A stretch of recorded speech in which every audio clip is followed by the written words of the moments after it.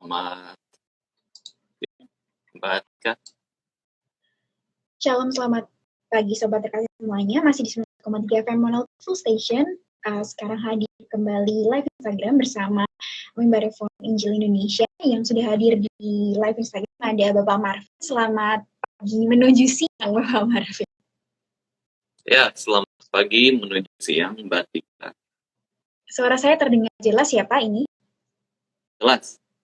Sangat jelas. Oke, gimana kabarnya pagi hari ini Bapak Marvin? Ya baik, puji Tuhan semua karena pemeliharaan Tuhan ya. Mbak Atika sendiri bagaimana kabarnya? Sehat, puji Tuhan sehat. Mungkin Sehat, selanjutnya saya serahkan kepada Bapak Marvin, dipersilahkan. Oke.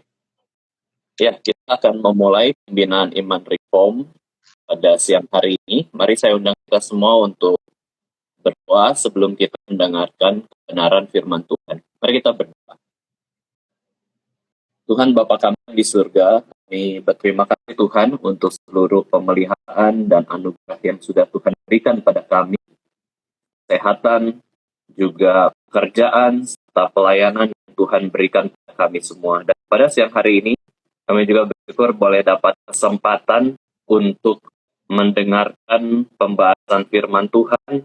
Kiranya melalui pembahasan pada siang hari ini, kami boleh sama-sama bertumbuh, semakin mengenal Tuhan, dan kami juga boleh Tuhan pakai untuk melayani Tuhan senantiasa. Terima kasih Tuhan.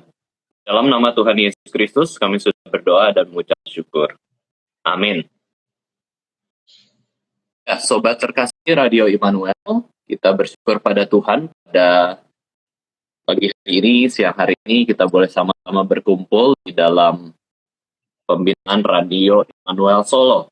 Ya, pada kesempatan hari ini kita akan membahas suatu tema, yaitu malaikat yang jatuh.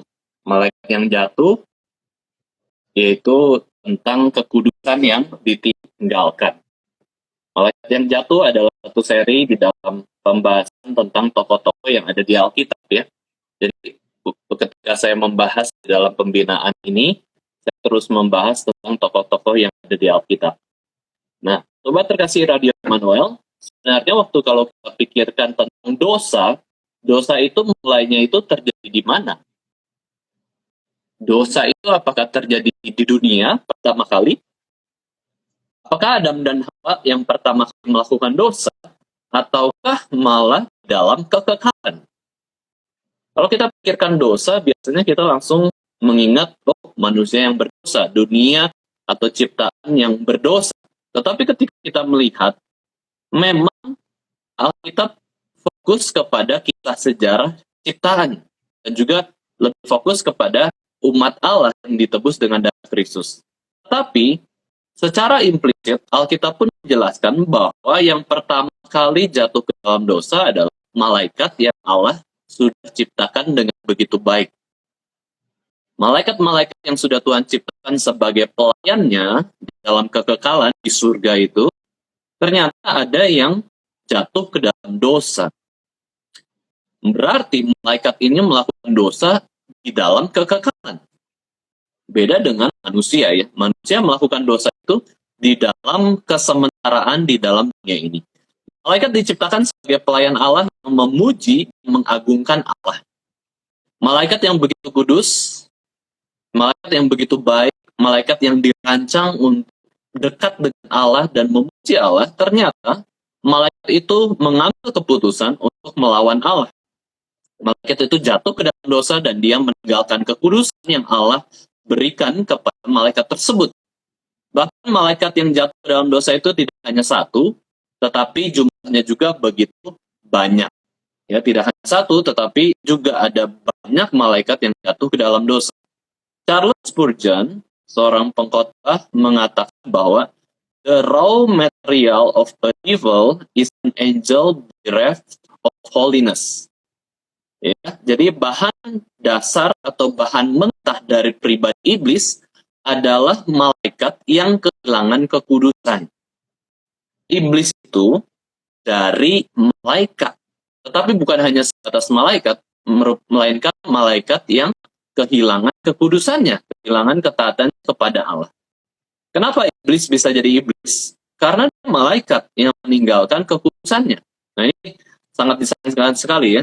Malaikat adalah makhluk yang begitu mulia, tetapi pada akhirnya meninggalkan kemuliaannya. Kemuliaannya itu hilang karena diganti dengan dosa. Nah, sekarang kita merenungkan satu dosa yang sebenarnya cukup bermasalah ataupun menjadi dasar dari segala dosa-dosa yang lainnya, yaitu adalah dosa kesombongan. Kenapa malaikat bisa kehilangan kekudusan? Yaitu karena dosa kesombongan. Dalam penjelasan di Yesaya 14 ayat 14, dikatakan bahwa Raja Babel dengan kesombongannya mengatakan bahwa aku hendak mengatasi ketinggian awan-awan. Aku hendak naik, pergi ke paling atas, hendak menyamai yang maha tinggi, Allah yang maha tinggi. I will make myself like the most high.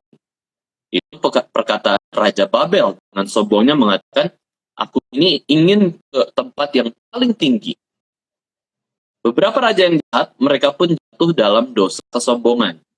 Inilah yang membuat mereka akhirnya dijatuhi hukuman oleh Allah. Justru mereka yang sombong itu ke tempat yang paling rendah. Itu orang yang sombong ya. Orang yang sombong itu justru ke tempat yang paling rendah. Demikian juga iblis. Dia ingin menyamai Allah. Dia ingin naik ke tempat yang tinggi, tetapi akhirnya dihukum Allah di tempat yang paling bawah, di dalam neraka. Itu iblis. Allah mengatakan, seorang hamba Tuhan mengatakan bahwa kesombongan merupakan karakter iblis. Karakter iblis adalah dia mau menjadikan dirinya itu sama seperti Allah yang maha tinggi. Nah, Sobat Terkasih Radio Immanuel, ini kita akan merenungkan 3 aspek yang bahaya dalam kerohanian kita. 3 aspek ini adalah hal yang berbahaya sekali, yang membuat kita itu bisa seperti iblis, yang begitu sombong dan begitu berdosa, dan tidak mau taat kepada Allah. 3 aspek ini membuat kita meninggalkan kekudusan, seperti layaknya iblis. Kalau kita tidak memperhatikan baik-baik atau tidak menyangkal segala 3 aspek yang ada ini. Bersyukur kita sebagai orang Kristen memiliki penolong, yaitu Roh Kudus, ya, Sobat Terkasih, yang akan membimbing kita dan menolong kita itu untuk hidup kudus ketika banyak godaan yang membuat kita tidak mau hidup kudus. Nah, aspek pertama adalah tentang ambisi. Ya, tentang ambisi, apa sih ambisi? Ambisi itu sebenarnya mirip seperti hasrat ya. Hasrat. Hasrat adalah keinginan yang besar dan kuat untuk memperoleh sesuatu. Nah, ambisi juga sama ya. Ambisi juga sama, itu seperti sebuah tekad, sebuah keinginan yang besar. Hanya saja, ambisi itu tuh bisa baik ataupun menjadi buruk. Itu tergantung motif dan metode mencapai ambisinya tersebut. Ya, ambisi itu bisa diarahkan menjadi baik dan buruk, tergantung motivasinya dan juga metodenya dalam mencapai ambisi tersebut. Nah, sekarang kalau kita lihat, kalau iblis tidak punya ambisi, dia tidak ambisius, dia nggak akan berdosa. Karena ambisi dari iblis adalah menurunkan Allah dari tahta Allah. Oh, ini luar biasa ya. Dosanya sangat besar sekali, menurunkan Allah dari tahta Allah. Ini adalah dosa iblis. Dia ingin mengambil posisi Allah. Ini adalah ambisi yang sangat-sangat jahat. Ambisi yang tidak kudus. Nah, sebagai orang Kristen, kita harus secara hati-hati terhadap ambisi kita. Karena kita punya ambisi. Mbak Tika punya ambisi, saya punya ambisi, keinginan yang besar. Tetapi jangan sampai ambisi kita menjadi ambisi yang merusak kehidupan kita semua. Ciri-ciri ambisi yang buruk dan salah seperti apa, Sobat Terkasih? Nah, kita lihat motivasinya. Motifnya apa? Kalau ambisinya itu adalah self-promotion, kalau ambisinya adalah ingin memuji diri sendiri, dan juga ingin mendapatkan keuntungan yang egois, nah ini merupakan ambisi yang buruk dan salah. Dia ingin mempromosikan dirinya supaya dikenal banyak orang, supaya orang menyembah dia, mengagungkan dia, supaya dia dapat puji-pujian. Nah, ini adalah ambisi yang sangat buruk dan berdosa, dan juga ketika dia dikenal oleh orang, maka dia dapat dapat keuntungan yang egois, keuntungan diri sendiri. Nah, ini adalah contoh motivasi yang salah dari ambisi. Kemudian cara mendapatkan dari ambisi itu ada metodenya, caranya bagaimana? Dia berusaha untuk menipu ataupun melakukan hal yang menyakiti orang lain karena ambisinya itu. Misalkan orang ingin berambisi, ambisinya adalah kaya. Caranya apa? Dia mencuri, dia korupsi, dia berbohong, dia merugikan orang lain. Nah, ini adalah ambisi yang salah, yang menyakiti, yang berbahaya. Sedangkan ambisi yang baik dan benar, itu adalah ambisi yang sebaliknya.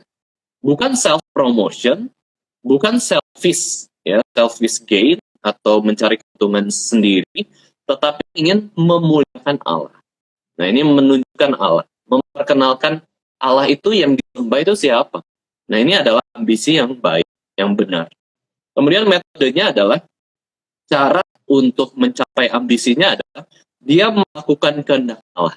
Dia taat firman, dia mau bekerja, dia mau melayani, dia mau menjalankan tujuan hidup sebagai manusia. Ya, dan dia juga taat untuk menunggu waktunya Tuhan. Nah, sekarang kita akan melihat beberapa ayat Alkitab, sobat terkasih. Betapa bahayanya ambisi yang tidak kudus. Saya minta tolong Mbak Tika untuk membacakan Galatia 5 ayat 19 sampai 20. Boleh tolong bacakan untuk kita semua? Baik. Galatia 5 ayat 19 sampai 20. Galatia 5 ayat 19 sampai 20. Perbuatan daging telah nyata, yaitu percabulan, kecemaran, hawa nafsu, penyembahan berhala, sihir, perseteruan, perselisihan, iri hati, amarah, kepentingan diri sendiri, percideraan, dan juga roh pemecah. Ya, terima kasih. Jadi, self-ambition atau ambisi yang tidak kudus ini termasuk dalam pekerjaan seperti ini. Daging, ya, pekerjaan daging. Karena dia mementingkan diri sendiri. Dia penuh hawa nafsu, keinginannya begitu besar untuk berdosa, seperti itu ya. Nah, ini adalah hal yang perlu kita hindari. Karena apa? Alkitab menyebutkan self-ambition adalah pekerjaan daging, yang dalam arti adalah pekerjaan yang penuh dengan berdosa, ya, dosa. Meskipun kita tahu bahwa iblis itu tidak berdaging, tetapi dia itu roh, ya. Dia itu roh jahat. Nah, di dalam roh jahat itu bisa juga melakukan dosa. Seperti yang kita sudah sebutkan dalam Galatia ini, Galatia atau Paulus menyatakan bahwa perbuatan daging itu telah nyata. Ini dimaksudkan kepada dosa manusia. Tetapi yang berdosa itu bukan hanya manusia. Yang bisa berdosa itu ternyata iblis juga. Dan iblis melakukan hal tersebut. Ya, tetapi inti dari dosa iblis, dia tidak melakukan perbuatan dengan daging. Dia itu perbuatan dosanya itu dengan roh dia, roh iblis. Iblis tidak punya tubuh. Dia itu roh. Dan dosa yang paling disorot adalah kesombongan. Dosa kesombongan tidak perlu tubuh. Oke lah, bisa pakai tubuh. Tetapi iblis tidak ada tubuh, dia bisa sombong. Coba sekarang kita lihat. Iblis bisa berbuat cabul enggak? Yang berbuat cabul itu tubuh kita, manusia, laki-laki dan perempuan. Iblis tidak bergender. Tetapi iblis bisa membuat manusia itu berbuat cabul, menggoda manusia untuk berbuat hawa nafsu. Itu iblis. Iblis bisa sombong, dia disembah oleh manusia, tetapi iblis tidak punya tubuh. Kita yang punya tubuh, dan ini adalah perbuatan daging, perbuatan dosa, begitu banyak disebutkan di dalam Galatia. Filipi 2 ayat 3, di situ dikatakan juga bahwa kesombongan itu sia-sia. Ambisi yang egois itu juga salah. Saya bacakan Filipi 2 ayat 3. Dengan tidak mencari kepentingan diri sendiri atau pujian yang sia-sia, sebaliknya hendaklah dengan rendah hati yang orang menganggap yang lain lebih utama daripada dirinya sendiri. Nah, ini bicara soal diri sendiri, ya, kepentingan diri, ambisi, itu hati-hati.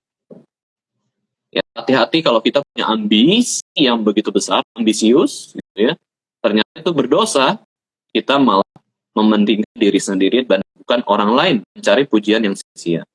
Yakobus 3 ayat 14-16 juga mengatakan bahwa ambisi yang egois dan iri hati juga menghasilkan masalah-masalah serius di dalam kehidupan yang berasal dari dunia, daging, dan iblis. Saya bacakan Yakobus 3 ayat 14-16.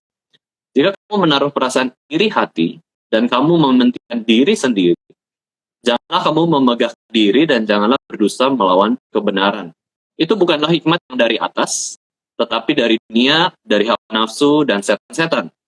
Sebab di mana ada iri hati dan mementingkan diri sendiri, di situ ada kekacauan dan segala macam perbuatan jahat. Jadi kita bisa lihat, ketika orang yang berambisi dengan tidak kudus, dia itu punya sisi egois, dia itu punya sisi iri hati bahkan. Orang iri hati itu sebenarnya ambisius. Ambisius terhadap hal yang tidak kudus. Misalkan melihat orang punya kekayaan, dia iri hati. Kenapa dia yang punya kaya? Ya? Dia punya kekayaan, dia ingin ambil kekayaan, dia pengen menyaingi dia. Itu adalah ambisi yang tidak kudus. Nah, sebagai orang Kristen justru kita harus mengarahkan ambisi kita itu kepada kehidupan yang baik, tenang, kehidupan yang memuliakan Tuhan, kehidupan yang memberitakan Injil Kristus kepada setiap orang. Itu ambisi orang Kristen. Pengen setiap orang itu percaya Yesus. Oke lah, kadang-kadang kita jadi kikuk ya, atau jadi canggung, karena kita langsung ngomong tentang Injil. Itu pernah saya alami juga ketika ngomong sama orang, terus ya coba mengajak orang kenal Tuhan Yesus Kristus. Memang kadang-kadang jadinya namanya belum bisa berelasi dengan baik, seni sosialnya masih kurang, tentu akan kesulitan untuk mengabarkan Injil. Tetapi, kalau ada ambisi mengabarkan Injil, kita itu bisa hidup seperti Yesus Kristus. Yesus Kristus itu berambisi memberitakan Injil, menyenangkan Allah, dan juga sungguh-sungguh ingin sekali memuliakan Allah. Nah, itu yang harus kita pelihara, ambisi yang kudus. Jangan sampai kita seperti iblis yang memiliki ambisi yang tidak kudus, yang ingin mengambil posisi Allah, menjadi Allah. Banyak orang yang punya kuasa, seperti raja-raja, seperti bos-bos, seperti orang di pemerintahan, pejabat-pejabat itu, dia tergoda terhadap ambisi yang kudus. Ambisi demi kemuliaan diri, demi kehormatan diri. Ini bahaya sekali. Banyak sekali yang seperti itu. Firaun ingin jadi Tuhan. Raja Nebukadnezar ingin disembah. Dan begitu banyak orang ingin menjadi Allah. Nah, ini bahaya sekali. Ini adalah dosa kesombongan yang akhirnya akan membawa kepada kematian.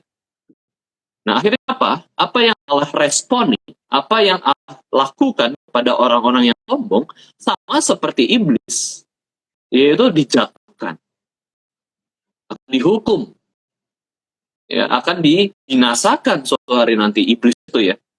Karena iblis adalah pribadi yang sudah jatuh ke dalam dosa kesombongan yang sudah begitu besar. Nah, orang-orang sombong mengikuti iblis akan dijatuhkan juga suatu hari nanti. Entah caranya bagaimana, entah penghukumannya seperti apa. Ya. Malaikat itu tetap ciptaan ya. Kita ini ciptaan. Malaikat yang jatuh yaitu iblis adalah ciptaan. Kita nggak boleh menganggap diri kita itu seperti pencipta atau Tuhan sendiri. Kita itu adalah pelayan Allah. Kita bukan Tuhan dari Allah. Kita tidak sembarangan ketika kita bicara dengan Allah, suruh-suruh Tuhan. Ya, suruh-suruh Tuhan harusnya begini, harusnya begitu. Tuhan kalau baik, maka saya harusnya diberkati. Ya, kita nyuruh-nyuruh Tuhan itu. Kita bukan tuannya Tuhan. Kita ini pelayan. Justru kita harus bilang, Tuhan harus ngapain saya untuk bisa membuat Tuhan itu senang. Ini bahaya ya, menggeser posisi Allah. Lalu yang kedua, yang kita bahas adalah setelah ambisi, yaitu tentang kecongkakan atau kesombongan, atau bahasa Inggrisnya itu adalah pride ya, disebutnya pride. Kesombongan atau harga diri ya. Pride itu bisa juga diartikan harga diri. Tetapi pada umumnya pride ini dianggap sebagai kesombongan atau kecongkakan. Kecongkakan adalah makanan dari selfish ambition. Ambisi yang egois, ambisi yang mementingkan diri sendiri, itu adalah makanan bagi congkakan. Jadi semakin orang congkak, itu semakin memiliki tuh ambisi yang egois. Banyak teolog percaya bahwa kecongkakan itu adalah dasar atau akar segala dosa-dosa lainnya ya. Kecongkakan. Amsal 6 ayat 16 sampai 17 ini disebutkan bahwa 6 perkara yang dibenci Tuhan, bahkan 7 perkara yang menjadi kekejian bagi hatinya. Yang disebutkan pertama kali adalah mata yang sombong. Mata yang sombong. Jadi kita bisa lihat sebutan ini pun, kita tahu ya, ada istilah mata itu kan jendela hati. Ya, mata itu kayak seperti sebuah hal yang kita lihat dulu waktu kita bertemu dengan orang. Mata. Ketika ada tatapan mata dari orang lain, kita saling menatap, itu langsung ada koneksi. Tetapi kalau ada satu orang menatap orang lainnya, terus kemudian tidak menatap lagi, itu tidak ada koneksi. Tetapi ketika mata dan mata saling berkoneksi, nah itu hati-hati orang itu kita bisa kenal juga. Ada relasi, ada koneksi. Dan di sini dikatakan oleh Amsal, itu mata sombong. Ya. Mata yang sombong ini bahaya. Mata yang sombong ini adalah salah satu dosa utama yang disebut oleh kitab Amsal, 6 perkara yang dibenci Tuhan, bahkan 7 perkara yang menjadi kekejian bagi hatinya. Yang pertama disebut adalah mata sombong. Kemudian di Amsal 16 ayat 18, sobat terkasih, kita lihat, kecongkakan mendahului kehancuran. Orang yang kecongkakan ingin naik ke atas, merasa dia lebih tinggi daripada semua orang, tetapi justru paradoks. Dia merasa lebih tinggi dari orang lain naik tangga itu, tapi ujung-ujungnya adalah kejatuhan, kehancuran. Tinggi hati mendahului kejatuhan. Itu Amsal 16 ayat 18. Bahasa Inggrisnya adalah pride goes before destruction and a haughty spirit before a fall. Jadi kita bisa lihat orang yang sombong tuh yang mana sih dari matanya ya. Ini secara umum saja. Kita bisa kenal orang, lama-lama kita tahu kok orang sombong seperti apa. Karena rohnya itu sombong. Semangatnya itu sombong, matanya juga jadi sombong. Dan itu akan mendahului kehancuran dan jatuhan ke dalam dosa juga. Makanya teolog mengatakan bahwa kecongkakan itu adalah dasar atau akar bagi dosa-dosa yang lainnya. Justru, sobat terkasih, ketika kita melihat orang yang sombong, jangan jauhi dia. Karena dia itu sedang jalan ke dalam jurang yang akan membawa dia kepada kehancuran. Justru kita harus tolong. Itu sudah genting, sudah bahaya. Siapakah orang sombong di sekitar kita, sobat terkasih? Coba pikirkan. Siapa ya? Atau jangan-jangan diri kita sombong ya? Wah, bahaya. Kalau diri kita sombong, kita harus selamatkan diri kita sendiri, minta pertolongan Tuhan. Tapi kalau kita ada bayangan, oh, dia itu sombong. Dia itu butuh diselamatin. Nanti dapat kehancuran, karena dapat kejatuhan gitu ya. Itu bahaya. Kita nggak usah menghakimi orang sombong itu pasti hancur suatu hari nanti. Kita harus tolong orang sombong, bukan hakimi, bukan jauhi orang sombong. Dunia, sobat terkasih, dunia itu menawarkan agar kita itu jadi orang. Ya kan, jadi orang ini istilah mungkin yang umum. Kita jadi orang berarti seorang yang hebat, yang kaya, yang dihormati, yang dipuja-puja. Kamu bisa jadi seseorang jika kamu itu kaya, jika kamu itu punya ini, punya itu. Sebenarnya harapan-harapan ini adalah membawa kepada kesombongan. Sudah jadi orang, kalau punya uang banyak. Berarti nggak punya uang banyak itu bukan orang. Ya, ini adalah tawaran kecongkakan. Nah, ini dunia tuh sekarang arusnya ke sana semua. Ya, apalagi kalau kita lihat media sosial, TikTok lah, ya Instagram juga, itu kan menampilkan diri, close up diri. Hati terhadap tawaran kecongkakan. Dari media sosial, kita justru malah congkak. Coba apa yang ditampilkan di media sosial itu semua yang hebat-hebat, yang bagus-bagus, mungkin yang tampilin yang jelek-jelek kan. Ya, nah itu bahaya. Hati-hati kita ditawari kecongkakan, kita bisa jadi sombong.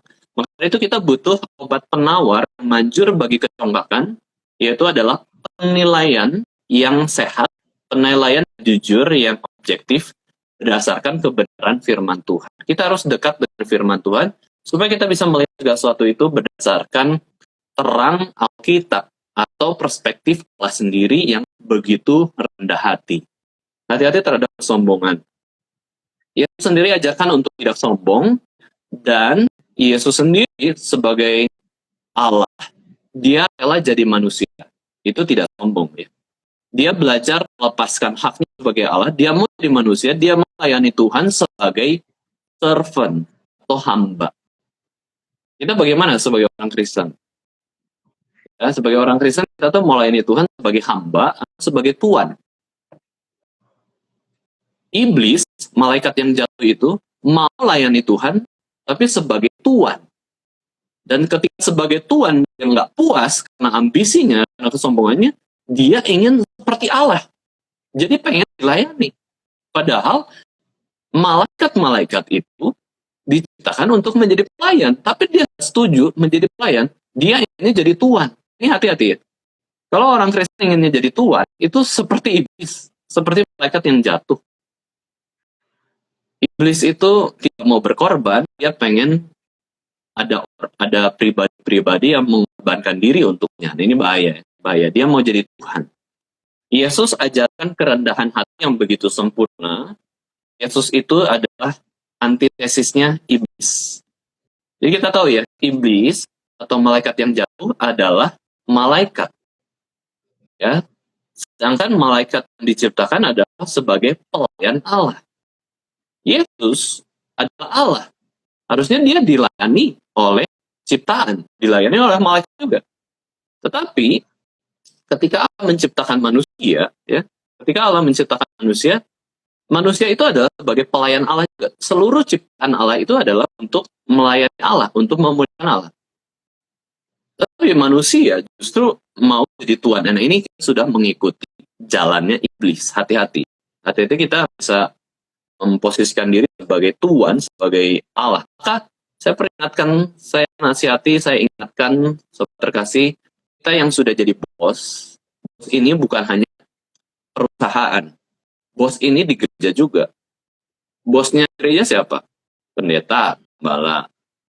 Bosnya Radio Immanuel siapa? Ada direkturnya, kayak gitu ya. Ada mungkin pemimpin yayasannya. Bosnya pemerintahan siapa? Presiden, wakil presiden. Itu posisi yang sangat berbahaya untuk bisa menjadi sombong dan bisa mengikuti jalur iblis. Karena iblis itu ingin di atas, ingin jadi tuan kayak gitu ya, ingin memerintah semuanya, ingin betul-betul menggeser posisi Allah. Nah, hati-hati ya. Hati-hati kita yang diberikan posisi di atas. Kita nggak boleh memikirkan hal-hal yang lebih tinggi daripada yang patut kita pikirkan. Tetapi hendaklah kita menguasai diri menurut ukuran iman yang telah dikaruniakan Allah kepada kita masing-masing. Itu Roma 12 ayat 3 mengatakan demikian. Orang menjadi ingin cari hal-hal yang bisa dicongkakkan. Ini bahaya ya. Ini bahaya sekali. Pada zaman media sosial itu betul. Orang nari-nari. Misalkan nari-nari di TikTok. Untuk apa sih? Ya, hal-hal yang bisa dibanggakan bahkan menjadi bisa kesombongan juga ya. Ini juga sudah menyerang gereja. Nah, gereja pengen dipuji orang, pengen menarik banyak orang dengan apa? Dengan mencari hal-hal yang bisa dipuji. Ya, yang dipuji bagus seperti apa? Bukannya salah ya, bukannya salah. Tetapi kita harus mendasarkan segala hal yang terbaik itu, segala pekerjaan pelayanan kita itu hanya didasarkan oleh Alkitab saja, kehendak Tuhan saja. Jadi gereja yang baik itu seperti apa? Lihat Alkitab. Menjadi orang Kristen yang baik itu seperti apa? Lihat Alkitab. Nanti dapat pujian nggak? Itu pujian itu nggak usah dicari ya. Itu nanti ya pasti ada yang memuji juga. Pasti ada orang yang melihat kebaikan. Menjadi pengguna media sosial yang terbaik itu seperti apa? Yang memuliakan Tuhan itu seperti apa? Itu kita gumulkan sendiri ya. Kita gumulkan sendiri. Yang penting kita hindari penawaran kecongkakan itu. Kecongkakan membuat orang itu pindah dari dunia yang nyata ke tidak nyata. Di media sosial kita bisa lebih cantik, lebih ganteng. Itu kan nyata ya. Orang kita biasa aja gitu ya. Pakai filter-filter. Itu kan dunia yang nggak nyata. Terus yang kita tampilin yang bagus-bagus. Yang jelek-jeleknya gimana? Nah, maka hati-hati kita mengenal orang juga di media sosial, nanti kita juga terjebak dalam dunia yang tidak real. Ya.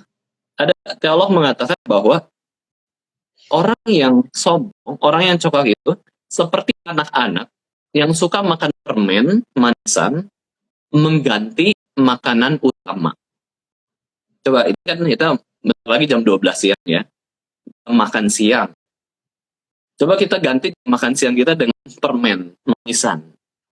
Ya, permen manisan dimakan. Udah makan siang? Sudah. Adanya nanti kita sakit diabetes dan nggak cukup nutrisinya.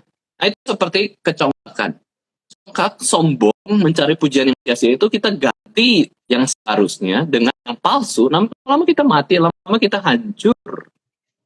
Itu ambisi yang egois, kesombongan itu menghancurkan jiwa kita. Dua hal tadi sudah kita bahas tentang ambisi, tentang kesombongan, dan yang terakhir yang akan kita bahas adalah tentang penipuan, deception. Ya, Allah bekerja melalui kebenaran, sedangkan malaikat yang jatuh atau iblis itu bekerja melalui kebohongan atau dusta. Pertama-tama, iblis itu muncul sebagai ular kan di Taman Eden. Iblis pada waktu itu sudah berdosa tentu. Makanya dia bisa menggoda Adam dan Hawa untuk jatuh ke dalam dosa. Karena dia sudah berdosa, dan dia pakai cara yang paling ampuh terhadap manusia yang tidak pernah melakukan dosa. Caranya adalah dengan penipuan kepada Adam dan Hawa. Nah, ini adalah cara iblis yang antitesis dengan cara Yesus. Ketika Yesus berelasi dengan manusia, dia itu dengan kebenaran. Makanya Yesus katakan, Yesus adalah jalan kebenaran dan hidup. Tetapi iblis ketika berelasi dengan manusia, itu dengan semua penipuan, kebohongan, dusta. Coba saja kita kalau berkenalan dengan orang seringkali dibohongi. Semua bohong. Nggak ada satupun kata yang jujur, benar, nggak ada. Kita sebel kalau kita tahu dia bohong. Oh, sebel banget. Ya, sebel banget. Bohong semua. Nah, tapi iblis kita nggak sebel seperti itu ya. Kenapa ya? Iblis itu musuh kita. Menggoda kita untuk jatuh ke dalam dosa. Kita juga menggoda diri kita untuk jatuh ke dalam dosa. Nah, itu bahaya. Tipuan ya. Sedangkan Yesus itu selalu bekerja dengan kebenaran. Yesus memanggil iblis di dalam Yohanes itu dengan sebutan pembunuh dan juga pembohong. Pembunuh dan juga pembohong. Itu iblis ya. Terus kita juga lihat bahwa orang-orang Kristen itu perlu diperlengkapi dengan senjata kebenaran, firman Tuhan. Kita tahu yang benar salah, kita tahu memiliki prinsip hidup, memegang yang benar itu harus berdasarkan Alkitab. Maka kebenaran itu sangat penting. Setan itu pemalsu, ya, pemalsu yang dia pasukan itu begitu banyak. Dia yang tipu itu begitu banyak. Dia menipu banyak hal. Dia mencoba memalsukan apa saja, sobat terkasih. Dia mencoba memalsukan kebenaran. Dia mencoba memalsukan Tuhan Yesus. Dia coba memalsukan Allah sendiri. Dia memalsukan apapun yang ada di dunia ini, sehingga dunia itu dilihat dengan cara pandang yang salah atau cara penipuan. Ya, penipu itu. Orang yang memalsukan sesuatu adalah orang yang menipu. Coba sekarang, ya, sobat terkasih kita pikirkan, akun palsu. Ya, akun palsu itu tujuannya apa? Menipu. Akun palsu ya. Ini bahaya sekali ya. Ada pemalsuan akun, ada pemalsuan SMS, itu semua bahaya. Nah, iblis memalsukan banyak hal. Dia palsukan Allah, Injil, jalan keselamatan, kekristenan. Semuanya itu dia palsukan. Dan yang paling ultimat adalah iblis itu menyingkapkan Kristus yang palsu atau antikristus. Nah, ini jadi iblis menunjukkan antikristus. Antikristus ini orang yang bertentangan dengan Kristus sendiri, menimbulkan ketidakbenaran dan kekacauan. Sebenarnya bagaimana mungkin ada ketenangan bila terjadi banyak pemalsuan dan ketidakbenaran? Sebenarnya tidak ada ketenangan sama sekali kalau kita ada penipuan. Ya, coba ingat, apakah kita pernah ditipu orang? Saya rasa sepandai-pandainya tupai melompat, pasti pernah jatuh juga. Jadi, mungkin di antara kita, mayoritas pernah ditipu orang. Ya, pernah ditipu orang, uangnya habis, keselnya luar biasa, ya pokoknya ditipu lah, dipalsukan kayak gitu ya. Nah ini ada kebencian, ada ketidakbenaran terjadi, kita bisa jadi kacau karena ada pemalsuan. Nah, ini bahaya. Ini dari iblis, itu dia suka menipu. Kita mulai dari kisah penciptaan Adam dan Hawa.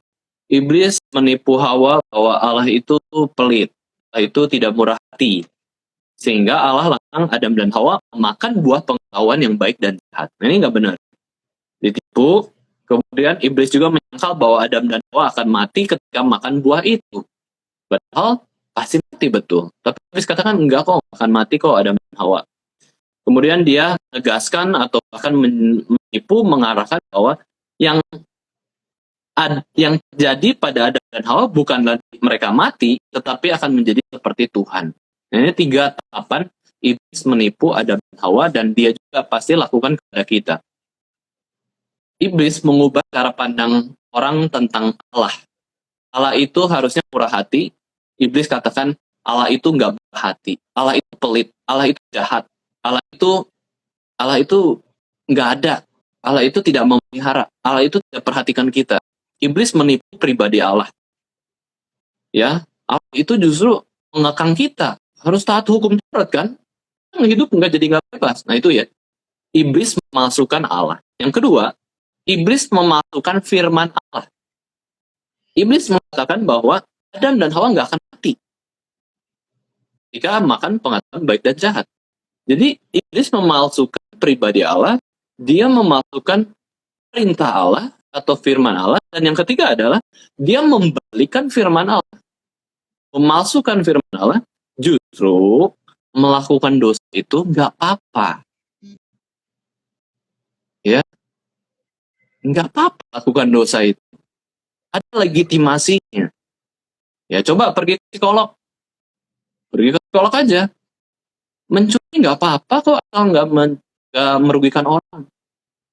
Ya, berbuat dosa, berpikiran kotor, itu nggak dosa, asal nggak merusak kepentingan orang lain. Boleh berbuat dosa dalam pikiran kita. Ya, boleh melampiaskan hawa nafsu, yang penting tidak merugikan orang lain. Nah, ini kan ajaran iblis ya. Ini ajaran iblis, bukan berdasarkan firman Tuhan. Mereka inilah iblisnya suka menipu orang lain. Dia justru mengarahkan orang untuk terus melakukan dosa. Nah, ketika kita percaya dusta, iblis bekerja dalam hidup kita. Ketika kita percaya kebenaran, Roh Kudus yang bekerja dalam kehidupan kita. Pertanyaannya sekarang, kita percaya kepada dustanya iblis atau percaya kepada kebenarannya Roh Kudus? Jika kita memelihara ambisi, ya, kita harus arahkan kepada ambisi yang kudus. Kita itu bukan melayani diri kita ataupun iblis. Ketika kita mau melayani Allah, memuliakan Allah, kita akan bisa menjauhi godaan iblis. Itu ya pembahasan kita pada hari ini. Kiranya sobat terkasih, kita boleh menjauhi godaan iblis, menjauhi dosa-dosa yang utama yang dilakukan oleh iblis, yaitu apa? Kesombongan, ambisi yang tidak kudus, kesombongan, dan juga penipuan. Tidak boleh lakukan itu. Ini bahaya, karena semakin kita berbohong, semakin kita berambisi untuk disembah orang, semakin kita banyak menipu, sebenarnya kita semakin serupa dengan iblis, bukan semakin serupa dengan Yesus Kristus. Nah, ini adalah malaikat yang jatuh. Itu adalah iblis. Dia sudah meninggalkan kekudusan dengan dosa kesombongan, dosa ambisi yang tidak kudus, dan juga dosa yang dia lakukan kepada manusia itu adalah penipuan dan penipuan yang lainnya. Kiranya kita boleh mohon anugerah Tuhan supaya Tuhan memelihara kita, supaya tidak sombong, tidak menipu, dan juga memiliki ambisi yang kudus. Oke, pembinaan kita sampai sini. Bahkan jika ada dari sobat terkasih yang mau berdiskusi atau tanya jawab, masih ada waktu ya. Boleh tulis di chat atau WA ke Radio Immanuel ya. Nah, sambil menunggu saya ingin mengumumkan beberapa pengumuman, Sobat Terkasih. Ya, saya hamba Tuhan dari GRI Solo. Nah, jika mau melihat layanan atau pengen tahu GRI Solo itu apa, kan pakai Instagramnya GRI Solo juga, bisa masuk ke Instagram GRI Solo ataupun website GRI Solo.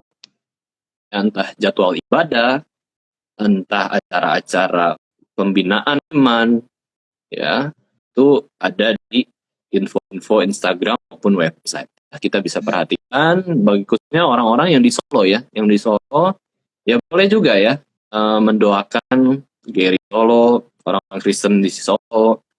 Mungkin kita di Solo itu begitu banyak gereja, tetapi kita ingat kepala gereja itu sama satu, yaitu Yesus Kristus ya. Jadi kita harus sama-sama satu hati memuliakan Allah dengan kondisi pekerjaan Tuhan yang ada.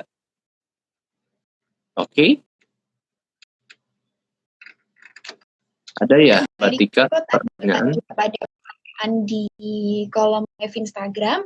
Selamat siang, saya ingin bertanya, tadi Vikaris Martin mengatakan bahwa ketika kita melihat ada orang yang sombong, kita tidak boleh menjauhnya dan justru harus menyelamatkan dia dari dosa kesombongan itu. Bagaimana jika kita ingin mengasihi dan menyelamatkan mereka, namun justru mereka menjauhi kita? Mungkin bisa langsung dijawab. Oke, ya.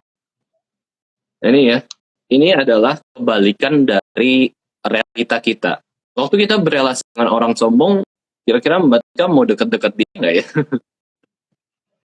Pasti nggak mau ya.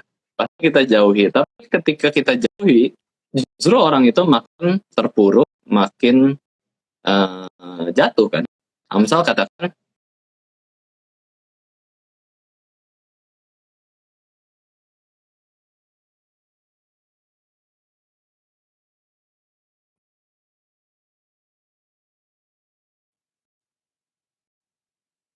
halo, sudah ya? Koneksi? Ya. Amsal menjelaskan bahwa kencongkakan mendahului kehancuran, dan orang yang sombong itu akan jatuh. Orang yang tinggi hati itu mendahului kejatuhan. Jadi ya bagaimana ya? Karena waktu kita berelasi dengan orang yang sombong kan kita nggak suka, kita ingin jauhi, tetapi Yesus mengatakan bahwa kasihilah musuhmu, berdoalah bagi mereka yang menyakiti kamu. Ya, jadi kita harus doakan pertama-tama mereka. Kita harus kasihi betul, karena kita mau taat kepada perintah Yesus Kristus. Nah sekarang kita ingin mengasihi dan menyelamatkan mereka, namun justru mereka menjauhi kita. Nah pertanyaannya, sudah belum kita lakukan mengasihi dan menyelamatkan kita ya? Menyelamatkan dia, sorry.